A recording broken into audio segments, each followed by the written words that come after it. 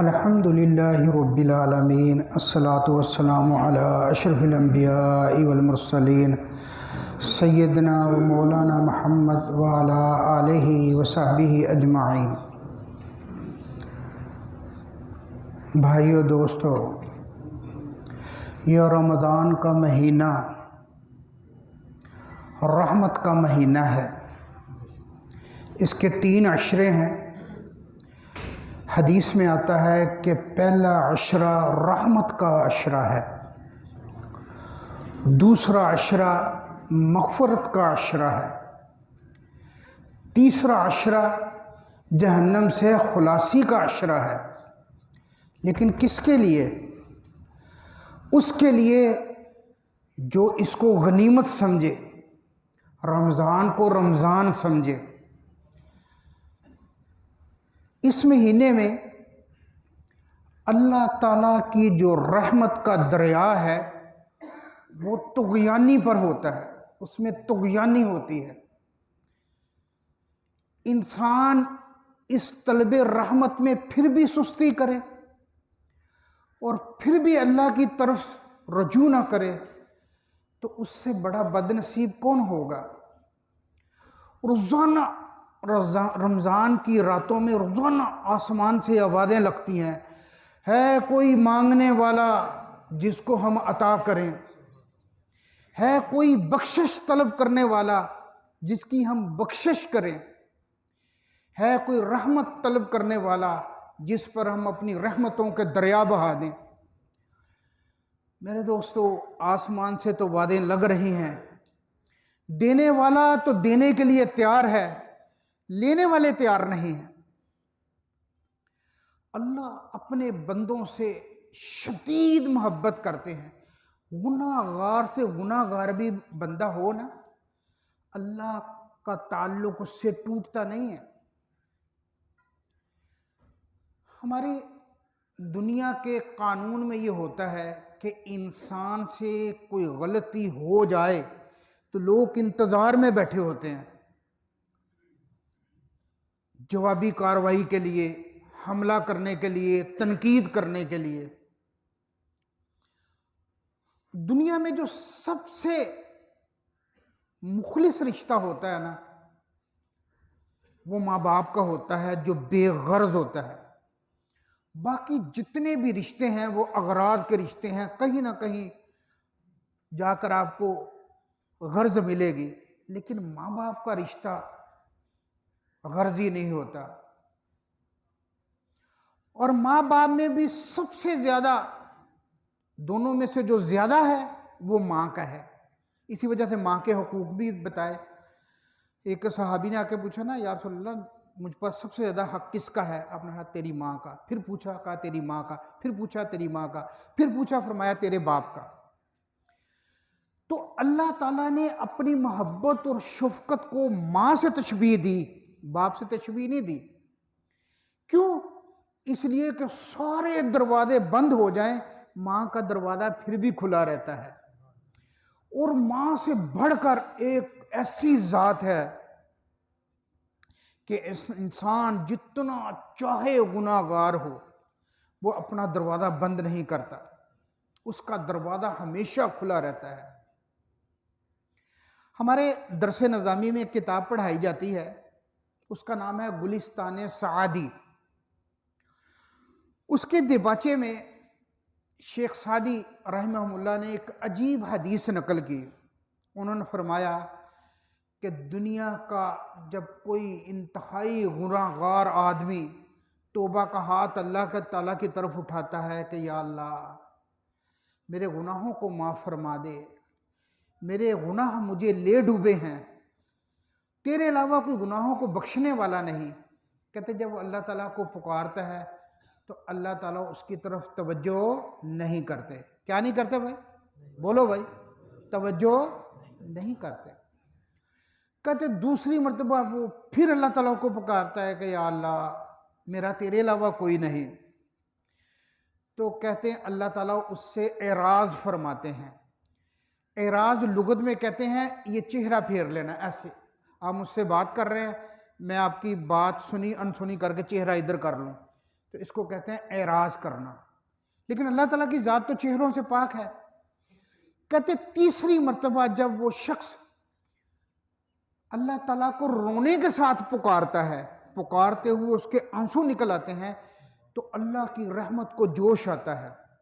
अल्लाह ताला फरमाते हैं, या मलाइकती क़द इस्तहयैतु मिन अब्दी वलैसा लहू गैर, ऐ मेरे फरिश्तों, मुझे अपने बंदे से हया आ गई, तुम गवाह रहो, मैंने इसके गुनाहों को माफ़ किया और उसकी उम्मीद को पूरा किया। अल्लाह ताला अपने बंदों से इतनी मोहब्बत करते हैं कि गुनाह माफ़ करना तो दूर की बात, क्या होता है, उन गुनाहों को नेकियों से बदल देते हैं। याद रखें, इस कायनात में सबसे बदबख्त आदमी वो है जो किसी नबी को कत्ल करे या नबी के हाथ से मारा जाए, नाउज़ुबिल्लाह नबी को शहीद कर दे या नबी के हाथ से मारा जाए, ये कायनात का सबसे बदबख्त आदमी है मेरे दोस्तों। लेकिन ऐसे लोगों के लिए भी अल्लाह ने अपने दर खोले हुए हैं। हदीस में अल्लाह की रहमत का एक वाक़या नकल है कि कारून हज़रत मूसा अलैहिस्सलाम का चचेरा भाई था, चाचादाद भाई था। उसके पास एक इल्म था सोना बनाने का, जिसकी वजह से उसके ख़जाने बहुत बढ़ गए। ऊँटों की एक बड़ी जमात सिर्फ उसके ख़जाने की चाबियाँ उठाती थी। अब वो ख़जाने कितने होंगे। तो अल्लाह ताला ने हज़रत मूसा अलैहिस्सलाम पर वही भेजी कि भाई इसको कहो ज़कात दिया करे। ज़कात ना, ज़कात ये हमारे हक में बेहतर है। याद रखें, हमेशा आग उस माल को लगती है जिस माल की ज़कात नहीं दी जाती।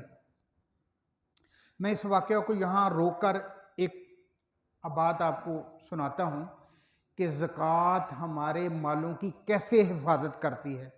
बज़ाहिर तो ये नज़र आता है कि ज़कात देने से क्या हुआ, माल कम हुआ। वो माल कम नहीं हुआ, माल बढ़ा है और अल्लाह की हिफाजत में चला गया है, महफूज हो गया है। ये अंग्रेज़ों का ज़माना था। दिल्ली के अंदर अंग्रेज़ों की तजारती कोठियाँ थी, दिल्ली के बाहर। तो एक दफ़ा वहाँ आग भड़क उठी और उस आग ने बहुत इलाके को अपनी लिपट में ले लिया। इतनी तरक्की का दौर तो नहीं था कि फ़ौरन वो गाड़ियाँ आती और आग बुझाना शुरू कर देती। तो ये जो हिंदुस्तान के लोग थे, ये अंग्रेज़ों के मुलाजिम होते थे। तो एक मुलाजिम भागा भागा दिल्ली शहर में आया और अंग्रेज़ को आके इत्तला करना चाह रहा था कि जनाब तमाम तजारती कोठियों को आग लग गई है और आपकी कोठी की भी दरमियान में है, वो भी जल गई है। तो जब वो दाखिल हुआ उसके ऑफिस में, तो वो उस वक्त कुछ लिख रहा था। अंग्रेज़ अपनी लिखाई में मसरूफ़ था। ये दरवाजे में खड़ा होकर फ़ौरन ही वही सारी रूदात बयान कर दी, तेज़ी से सब कुछ बयान कर दिया कि जनाब आग लग चुकी है, आपकी कोठी भी जल चुकी है। इसको ये था कि ये रद्द अमल ज़ाहिर होगा कि वो तेज़ी के साथ हैरान होकर पूछेगा कैसे।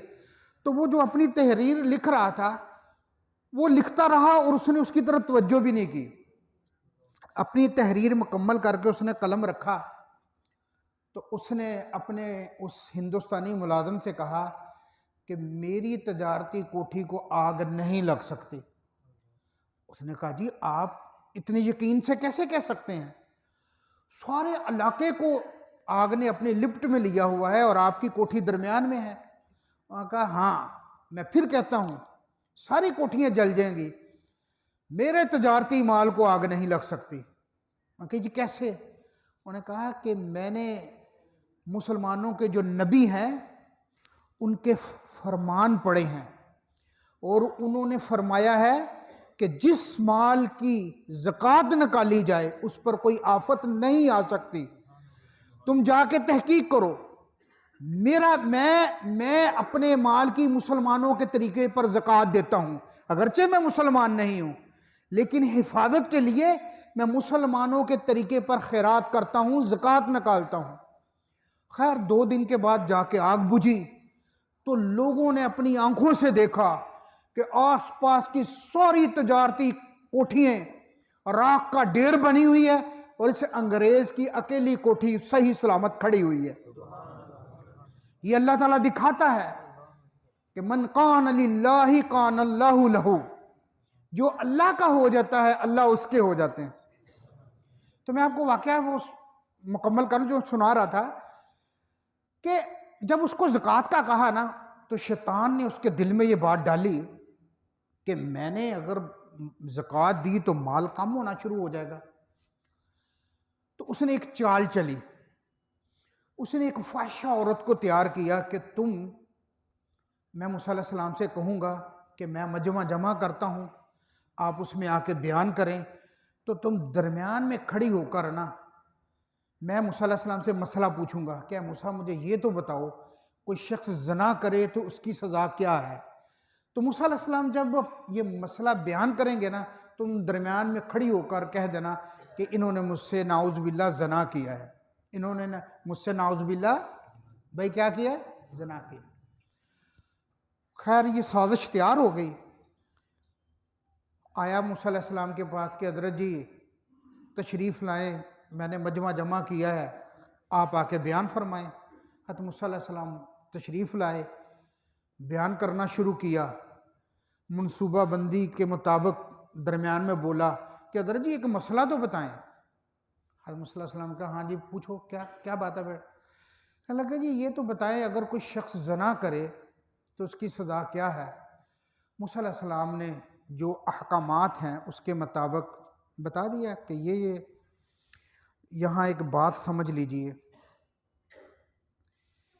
कि जना जो ना जना ये इतना सख्त चीज़ है कि इंसान का आता हुआ रिज़्क वापस हो जाता है। अल्लाह ताला उसके चेहरे पर नहुसत डाल देते हैं। आप कभी गौर करें कि ऐसा शख्स जो इस चीज़ में मुब्तला हो वो अपना चेहरा गौर से शीशे में देखे कि चेहरे पर कितनी वीरानी होती है। इसके मद्दे मुकाबिल तहज्जुद पढ़ने वाला जो होता ना, तहज्जुद पढ़ने वाला उसका चेहरा गौर से देखे, अल्लाह उसके चेहरे पर एक रौनक डालता है, एक नूर डालता है कि देखने वाले को हलावत महसूस होती है। तो जना जो, इसलिए कुरान पाक ने क्या फरमाया, ये नहीं फरमाया जना ना करो, बल्कि क्या कहा, जना के करीब भी ना जाओ, ये बहुत बुरी चीज है। तो जना में जो सबसे बड़ी रुकावट क्या आती है, अपने पराये हो जाते हैं, मोहब्बत करने वाले दुश्मन बन जाते हैं। हज़रत अबू दरदा रज़ी अल्लाह तआला अन्हु के पास एक शख्स आया, उनका शागिर्द था, कि हज़रत मुझे कोई नसीहत फरमा दें। उन्होंने कहा बेटा अपने आप को ऐसा ना बनाना कि अल्लाह की मखलूक तुमसे नफ़रत करने लग जाए। कहा हज़रत जी ये कैसे होगा, अल्लाह की मखलूक मुझसे कैसे नफ़रत करेगी। फरमाया कि बेटा जब तुम तन्हाई में गुनाह करोगे तो अल्लाह ताला अपनी मखलूक के दिल में तुम्हारी नफ़रत डाल देगा, अपने भी पराये हो जाएंगे। तन्हाई के गुनाह जो हैं, तन्हाई के गुनाह मेरे भाइयों, ये जो है ये रिज़्क के दरवाजे बंद कर देते हैं, आया हुआ रिज़्क वापस हो जाता है, मोहब्बत करने वाले नफरत करने लग जाते हैं। इसके साथ मैं एक आपको खुशखबरी भी सुनाऊं। फरमाया जो शख्स अपने गुस्से को रोक लेगा, जो शख्स क्या करेगा भाई, अपने गुस्से को रोक लेगा, अल्लाह ताला उसके पोशीदा गुनाहों की पर्दापोशी फरमाएंगे। और जब पर्दापोशी फरमाएंगे तो क्या मतलब, माफी करेंगे ना।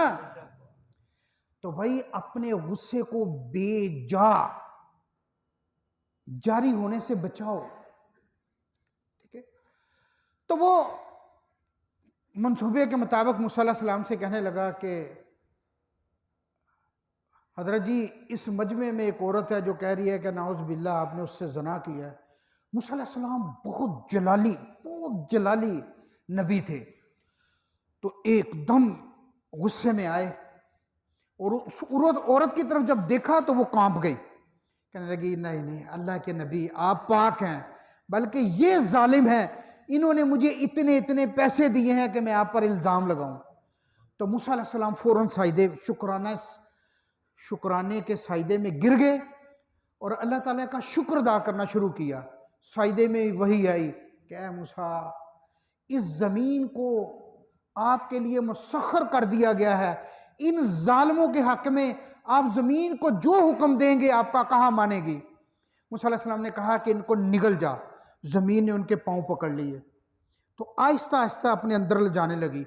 वो चीखने लगा, कारून चीखने लगा कि ऐ मूसा माफ़ कर दे, ऐ मूसा माफ़ कर दे, मुझे माफ़ कर दे, मुझसे गलती हो गई। मूसा अलैहिस्सलाम मुसलसल कहते रहे कि इसको निगल जा। कारून बमा अपने ख़जाने के पूरा का पूरा ज़मीन में धंस गया। उसके बाद वही आई कि ऐ मूसा, वो तुझे ही पुकारता रहा, मेरे हक की कसम, मेरी इज्जत की कसम, अगर वो मुझे एक मर्तबा भी पुकारता मैं उसको माफ़ कर देता। वो तुझसे ही फरियाद करता रहा, एक दफ़ा मुझसे तो मांगता माफ़ी, मुझे तो पुकारता मैं उसको माफ़ कर देता। दोस्तों, एक बात कहने लगा हूँ, आपको हैरत होगी कि मौलाना साहब पता नहीं कहाँ से आकर ये बात हमें सुना रहे हैं। आज तक तो हमने अपने आबाओ जदाद से भी ये बात नहीं सुनी। अल्लाह ताला को फ़िरऔन से भी मोहब्बत थी। अब आप मुझसे पूछोगे वो कैसे? इसका कुरान गवाह है, कुरान गवाह है। वो कैसे कि अल्लाह ताला ने जब मूसा अलैहिस्सलाम और हारून अलैहिस्सलाम को भेजा ना फ़िरऔन की तरफ के जाओ उसको जाके दावत दो, तो अल्लाह ने उनको क्या कहा कि उससे नरमी से बात करना, शायद वो हमारी बात समझ आ जाए, शायद वो हमारी बात मान ले। मेरे दोस्तों, अगर उससे बुग़्ज़ होता, नफ़रत होती, तो अल्लाह ताला क्या कहते कि ऐ मूसा, ये जो लाठी हमने आपको दी है, ठीक है, ये जो लाठी हमने आपको दी है, यही उसके सर पे जाके मारना अगर वो कहा ना माने। ये नहीं कहा, क्या कहा कि नरमी से बात करना, शायद वो हमारी बात मान ले। दोस्तों, नरमी कहते कि जिस शख्स को नरमी दी गई ना उसको तमाम भलाइयाँ अता की गई हैं। वो जो सख्त होता है ना, आदमी जो सख्त होता है उससे अपने भी दूर हो जाते हैं। वो शख्स तन्हा जिंदगी गुजारता है, उसको मोहब्बतें नसीब नहीं होती। आप देखें कि जिसकी तबीयत में नरमी ना, लोग उसके इर्द गिर्द जमा होंगे, उससे मोहब्बत करेंगे, उसके घर में आना जाना होगा। जो शख्स तबीयत का सख्त होगा ना उससे लोग भागते हैं, उसको भलाइयाँ नसीब नहीं होती। हदीस में आता है कि जो शख्स नरमी से महफूज रहा वो तमाम भलाइयों से वो क्या है महफूज ना रहा, यानी उसको भलाइयाँ नसीब नहीं होती। जो नरमी से महफूज नहीं है उसको भलाइयाँ नसीब नहीं होती। तो मेरे दोस्तों, मैं आपको बता रहा था कि अल्लाह ताला को अपने गुनाहगार से गुनाहगार बंदे से भी इंतहा मोहब्बत है। हदीस में आता है खुले लफ्ज़ों में कि अगर तुम इस ज़मीन व आसमान के खला को अपनी ख़ताओं से भर दो, अपने गुनाहों से भर दो, लेकिन मुझसे सच्चे दिल से माफ़ी मांग लो, तो मैं सबको माफ़ कर दूंगा, मुझे परवाह भी नहीं होगी। मेरे दोस्तों, मैंने बयान के शुरू में कहा था कि अल्लाह की नाफरमानी जो है, गुनाह जो हैं, ये आता हुआ रिज़्क़ वापस कर देते हैं। रिज़्क़ के दरवाजे जो बंद होते हैं उनमें अल्लाह की नाफरमानी को बहुत बड़ा दखल है।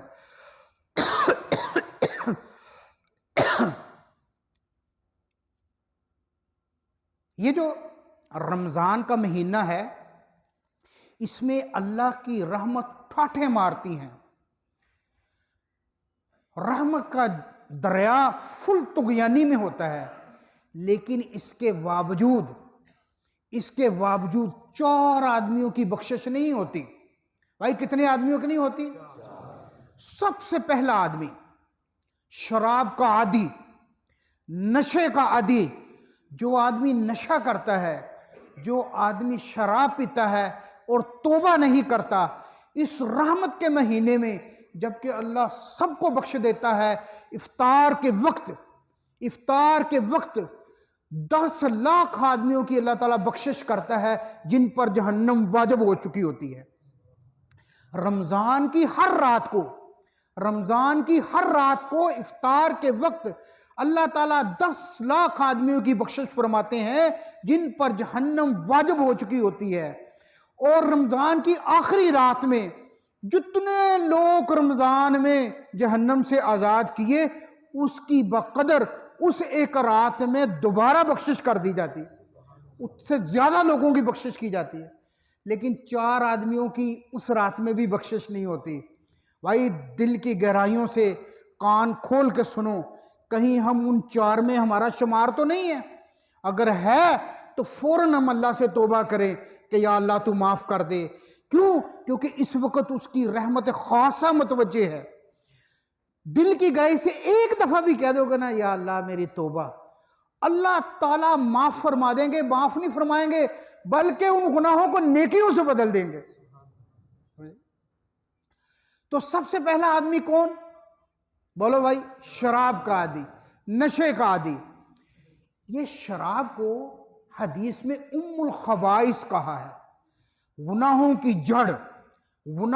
जड़। एक अल्लाह वाले कहीं फंस गए, कहीं काफरों के हाथ में चले गए, तो उन्होंने कहा ये मुसलमान है, अब इसको अच्छा फंसाना चाहिए। उन्होंने कहा भी देखो, हम 3 बातें तुम्हें कहेंगे, 3 बातों में से एक इख्तियार कर लो, तुम्हारी जान बख्श देंगे, तुम्हें कत्ल नहीं करेंगे। ये छोटा बच्चा है, या इसको कत्ल कर दो, या ये औरत बैठी हुई है इससे जना करो, या ये शराब पड़ी हुई है इसको पी लो। तीनों में से एक काम करो, हम तुम्हें छोड़ देंगे, वरना तेरी खैर नहीं है। तो वो सोच में पड़ गए। हदीस में भी आता है कि इंसान अगर ऐसी जगह पर फंस जाए, उसका मफहूम ये है कि अगर इंसान ऐसी जगह पर फंस जाए कि इधर भी गुनाह है, इधर भी गुनाह है, निकलने का कोई रास्ता नहीं है, तो जो छोटा गुनाह है ना, उस रास्ते को मजबूरी में इख्तियार करे, ठीक है ना, क्योंकि और चारा कोई नहीं है।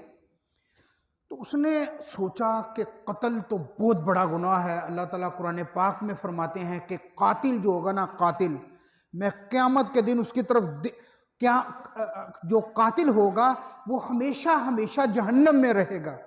और हदीस में आता है कि अल्लाह ताला क़यामत के दिन उस शख्स की तरफ नजर भी नहीं करेंगे जिसने किसी को नाजायज कत्ल किया होगा। सबकी तरफ रहमत की नजर से देखेंगे, लेकिन इस शख्स की तरफ नजर भी नहीं करेंगे, नजर भी नहीं मिलाएंगे। एक ये शख्स और एक बूढ़ा जानी, कि बूढ़ा होके भी जना करता है, बूढ़ा होके भी जना करता है, अल्लाह ताला क़यामत के दिन इसकी तरफ भी नजर नहीं करेंगे। तो उसने सोचा कि कत्ल करूंगा तो हमेशा हमेशा जहन्नम है, जना करूंगा ये तो अल्लाह के गजब को दावत देने वाली बात है, नगद रिज़्क बंद होता है, अपने पराये हो जाते हैं, चलो शराब पी लेता हूं। तो उसने शराब पी, नशा चढ़ा, नशे की हालत में बच्चे को भी कत्ल कर दिया और जना भी कर लिया। तो हदीस साबित हो गई कि ये शराब उम्मुल खबाइस है। शराब पीकर माँ बहन में तमीज नहीं रहती, इंसान अपनी इंसानियत से गिर जाता है। एक बुजुर्ग कहते हैं कि अगर नशे की हालत में मौत आ गई, शराब की हालत में मौत आ गई, शराबी आदमी का चेहरा कब्र में किबले की तरफ से फेर दिया जाता है। कहते हैं अगर मेरी बात का यकीन नहीं तो आओ शराबी की कब्र खोद के देख लो, तुम्हें उसका चेहरा किबले से फिरा हुआ मिलेगा। अलियाज़ु बिल्लाह, अल्लाह हमें इससे पनाह दे। तो पहली किसकी बख्शिश नहीं होती भाई? पहला आदमी कौन है? शराबी आदमी। और दूसरा आदमी कौन है भाई? माँ बाप का नाफरमान। मेरे दोस्तों, जो माँ बाप का नाफरमान है, याद रखें, रिज़्क में जो रिज़्क के दहाने खुलते हैं, रिज़्क अल्लाह ताला बेहिसाब देते हैं, उसमें एक सबब क्या है? माँ बाप से मोहब्बत, माँ बाप से फर्मा बरदारी। जो शख्स माँ बाप की फर्मा बरदारी करता है, अल्लाह ताला की तरफ से दो नगद इनाम, जा तुझ पर रिज़्क के दरवाजे खुले और जा तेरी उम्र भी लंबी हो गई। समझ आए? तो भाई हम माँ बाप की फर्मा बरदारी करें। अल्लाह की कसम हम लोग जाते हैं पीरों फकीरों से तवीज़ लेने कि जी रिज़्क के लिए कोई तवीज़ दे दें, और तवीज़ तो तुम्हारे घरों में रुल रहे हैं। अपने माँ बाप के पांव धोना शुरू करो, अल्लाह इतना रिज़्क देगा कि संभाला नहीं जाएगा। समझ आ गई? तीसरा शख्स कता रहमी करने वाला, उसकी बख्शिश नहीं होती। पहला शराबी की बख्शिश नहीं होती, दूसरा भाई किसकी बख्शिश नहीं होती? माँ बाप का नाफरमान, उसकी बख्शिश नहीं होती। तीसरा कौन? बोलो भाई। कता रहमी करने वाला, रिश्ते नाते तोड़ने वाला। भाई जो रिश्ते नाते तोड़ने वाला होता है, उसकी उम्र कम हो जाती है, उस पर रिज़्क के दरवाजे बंद हो जाते हैं। आपने खुले लफ्ज़ों में फरमाया, जिसका मफहूम ये है कि तुम में से जो शख्स ये चाहता है कि उसका रिज़्क वसी हो और उसके निशाने कदम को यानी उम्र को लंबा किया जाए, उसकी उम्र में बरकत दी जाए, उसको चाहिए कि रिश्तेदारों के साथ तल्लुकात जोड़े। वो क्या करे भाई? रिश्तेदारों के साथ तल्लुकात जोड़े। रिज़्क की बंदिश का एक बहुत बड़ा सबब वो रिश्तेदारों से कटना है। जब इंसान रिश्तेदारों से कटता है, अल्लाह ताला रिज़्क के दरवाजे बंद कर देते हैं। और भाई चौथा आदमी, कीना रखने वाले की बख्शिश नहीं होती। जरा गौर से सुनिएगा, एक होता है बुग़्ज़, एक होता है कीना।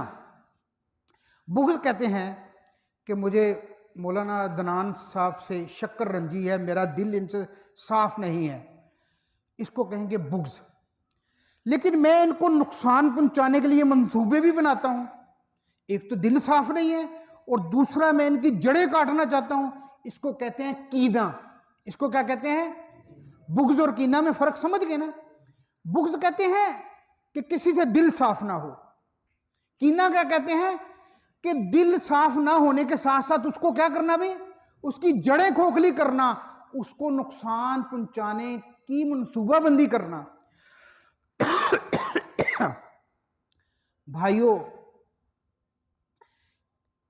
इधर इतना बड़ा गुनाह कि अल्लाह ताला उसकी रमजान में भी बख्शिश नहीं फरमाते, और उधर नुस्खा बड़ा आसान बता दिया, बहुत ही आसान नुस्खा बता दिया कि भाई जो अपने मुसलमान भाई से मुसाफा कराएगा तो अल्लाह इस मुसाफे की बरकत से सीने को कीने से पाक कर देंगे। सीने को कीने से, जो अपने मुसलमान भाई को कोई हदिया तोहफा देगा, ये हदिया और तोहफे की बरकत से क्या होगा? दूसरे मुसलमान भाई के सीने से कीना खत्म हो जाएगा। भाई अगर आपको महसूस हो कि मेरा दूसरा भाई मुझसे नाराज है, शक्कर रंजी है, दिल में कोई बात रखी है, तो ये नुस्खा आजमाएं, उससे मुसाफहा करें, उसको कोई हदिया पेश करें। अल्लाह की कसम आप देखेंगे जैसे मौसम एकदम तब्दील होता है, गर्मी है शदीद, फौरन घटाएं आकर बरसात में यानी तेज बारिश बरसाती हैं, इसी तरह उसका मिजाज बदल जाएगा। जिससे आपका दिल साफ नहीं है, उससे मुसाफा करने की कोशिश करें, उसको हदिया देने की कोशिश करें। अगर वो शख्स एक कदम और आगे है कि जान के दर पे है, उसके बारे में भी हदीस में नुस्खा आया है। क्या आया? कवाई जो शख्स किसी मुसलमान को कपड़ा पहना दे, जो शख्स किसी मुसलमान को, बोलो भाई, कपड़ा पहना दे, जब तक वो कपड़ा उसके इस्तेमाल में रहेगा, पहनाने वाला अल्लाह की हिफाजत में रहेगा। पहनाने वाला क्या होगा भाई?